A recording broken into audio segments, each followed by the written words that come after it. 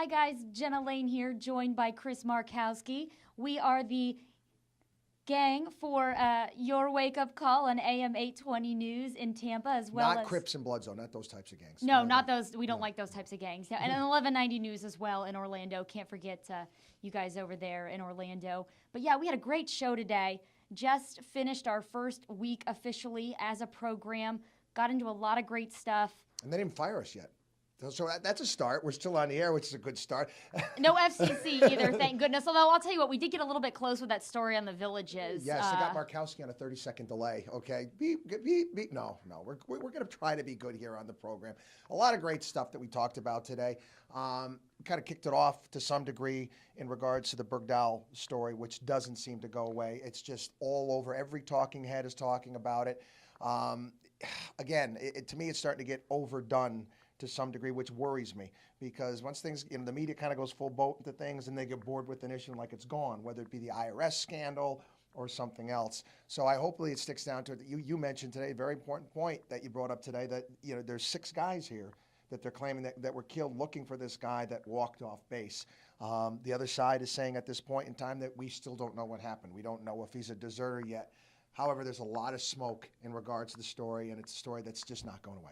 And, Senator John Kerry had said, we don't leave a man behind, and John McCain kind of countered that with, we don't leave a man behind, but on the same token, we don't need to put other soldiers' lives in jeopardy. There is a risk that you assume when you go over there, but in doing so and essentially searching for him, that's what happens. So it's very tough situation, and it's only compounded by the fact that he's been accused of being a deserter. A number of his former platoon mates have been talking on the record quite a bit about it. And over the weekend, they had to cancel his welcoming home party amid death threats, and his family is still getting death threats. Well, Kerry ticked me. You mentioned John Kerry. He ticked me off this past weekend.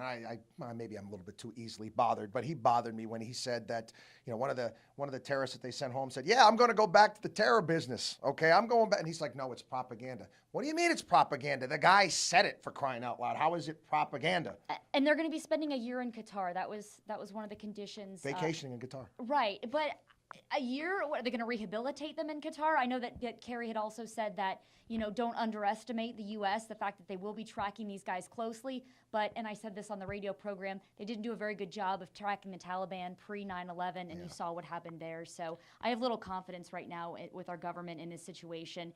And I also think, too, Susan Rice, responsible for the negotiations in this, it really seems that as you're examining this more and more closely, it really seems like she went for the first offer. And in negotiations, who does that?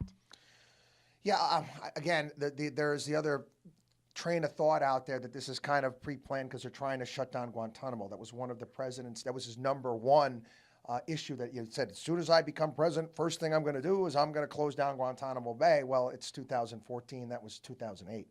And it hasn't been done yet. People saying that this may be a way he can appease his base, saying, hey, listen, look, I got this done. This was a campaign promise, and this may be a way of doing it. Hopefully that's not the case, but we did also report on the fact that if you do yoga in Guantanamo, you could get out of jail. Right. I'm not making that one up. And when he said that he wanted to shut down Guantanamo Bay, at what cost to our national security and really our global security as well? So definitely going to be something that we're going to be glued to on the program. You can hear it every day.